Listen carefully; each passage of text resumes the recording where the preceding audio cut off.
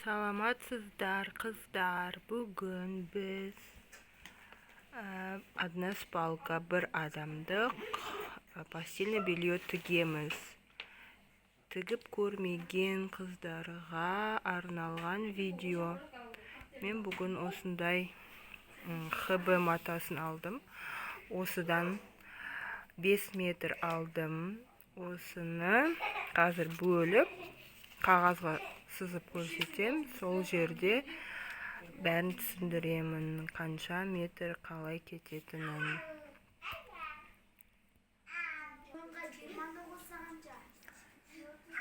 Мені қыздар 5 метр матаны 5 метр болды. Ені 2,30, ұзындығы 5 метр алдым. Бір адамдық неге? Одна спалкаға. Пододеяльникті 1,40-ты 2-ге бөлдім. 2-ге бүктедім. 2,80 метр кетті. Барлық ұзындығына тіге береміз. Простыняға 1,80 метрін алдым. Ал наволочкаға қалған 1 метрі қалды. Одан 2,50-70 наволочкасын екеу шығаруға тырысамыз. Енді мені бұлай 2,30 өзінің ұзындығы бар ұзындығын алып 2-ге бүктедім. 1,40 сол кезде 2,80 маған кетті. Шетіне замок тіксеңіздер болады. Болмаса, асты жағына немесе үстіңгі жағына замок тіксеңіз болады. Өзіңіздің қалауыңызға қарай. Мынау простынасы, осыны 2 бүктеген шетімні, бүктелген шетін тікпейміз, тек 3 жағын ғана тігеміз. Ал простынаның 4 жағында 2 бүктеген тігіспен тігіп шығамыз. Бұған 1,80, еніне 1,80 алдым. Ал ұзындығы сол күйі 2,30. Мынау наволочка, 2 наволочка шықса жақсы болар еді. Ені 70, ұзындығы 50. Бұны да 2 бүктейміз. Замокты ортасына жасасаңыз болады, немесе шетіне тіксеңіз болады. Ал бастайық тігуімізді. Қазір қалай тігетін көрсетем. Алдын ала қырқып алдым простыняларымды. Енді тігуге кірісейік. Пододеяльнигімізді бүктеп аламыз 2-ге. Мынау шетін 2 қайыра тігеміз. 1 қайырдық, 2 қайырдық. Примерно 7-8 мм болады. 1 сантиметр тігсеңіздерде болады.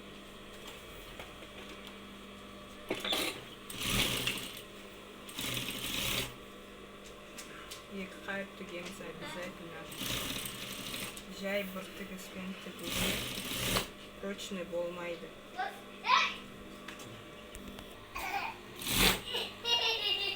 Бірінші жағын тігіп болдық, екінші жағын тура солай 2 қайырып тігеміз.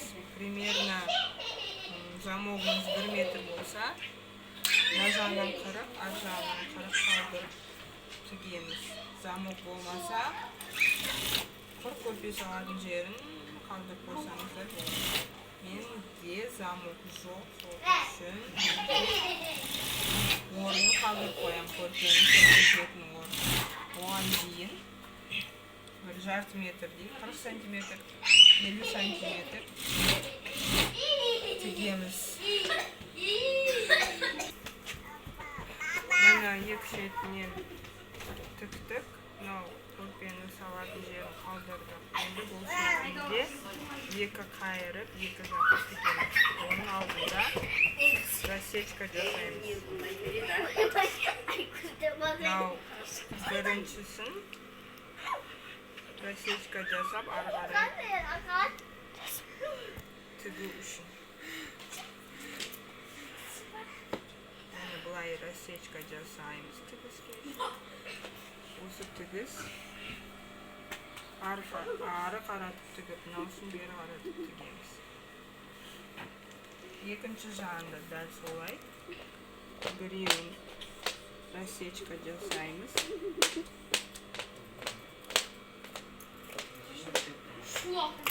Енді бұны да екі қайыра тігеміз. Обязательно екі қайырып тігіңіздер.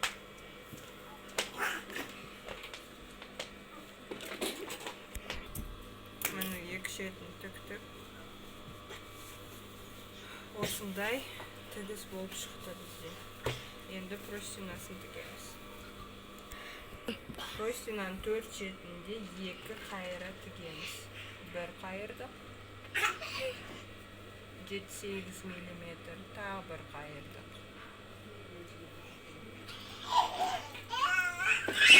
4 шетінде осылай екі қайыра тігіп шығамыз. Простинамыздың 4 шетін тіктік. Енді бұл наволочка. Мен наволочканы замоксыз тігем, сол себептен. Қалған бағанағы 1 метрімізді 70 сантиметр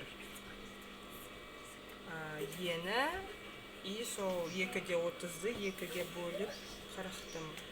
Содан бізде 1-де 15 шықты. Соны 50-50-ден алдым. Қалған нау 10-15 сантиметрін, 15 сантиметр. Бұлай бүктеп тігеміз. Оның алдында бірінші мынау екі шетін екі қайырып тігіп аламыз. Сосын мынау екі шетін қосамыз.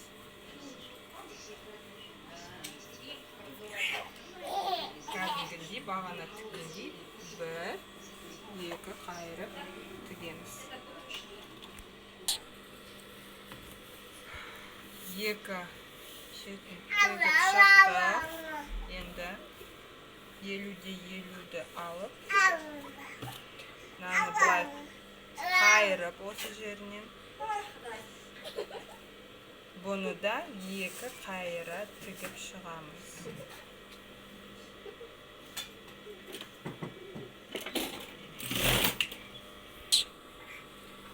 Міне екі шетін тігіп шықтық. Енді аударып көрейік не болды.